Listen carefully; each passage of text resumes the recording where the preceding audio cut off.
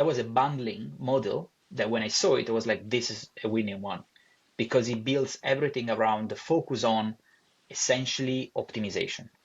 So Mhm. one thing that I will say is I'm seeing more and more that the models that will be winning over the next few years will be around optimization. Hmm. And AI on that perspective is basically the biggest driver of optimization of Yeah. processes. So now you have two things, essentially, a transformational journey in fintech, plus I think a, generational kind of like a moment with AI applied to a market like fintech that will naturally drive the resurgence of this sector. Yeah. On top of that, I've seen blockchain and tokenization and all of that world kind of like falling, rising and falling, basically. Models like, aside from tokenization, but an example of low interest rate things were Robinhood. We saw free trade last Absolutely. week. Yes. So these kind of things are low interest rate businesses that naturally sort of like don't scale in certain kind of like areas. With tokenization and so on and so forth, now we're seeing institutional adoption. And Hmm. I was working in sort of like a tokenization play, and it was just not happening. There were Hmm.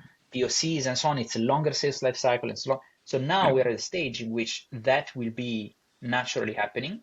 And again, we found the use case and the killer app in stablecoins, and that will just naturally happen. So why? Not because it's such a transformational bit, but because it optimizes the journey.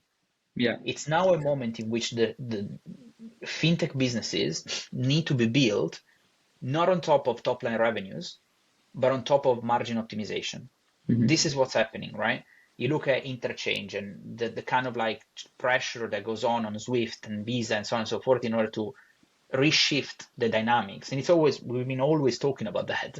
But now you have use cases that can really help. And stablecoin is a perfect example of this. So Yeah, you I think see is that one of the it, most interesting trends right now, to be honest. Is one of my it's top amazing. prediction for 2025 in terms of Yeah. payments, of course. It's because now you see institutional adoption.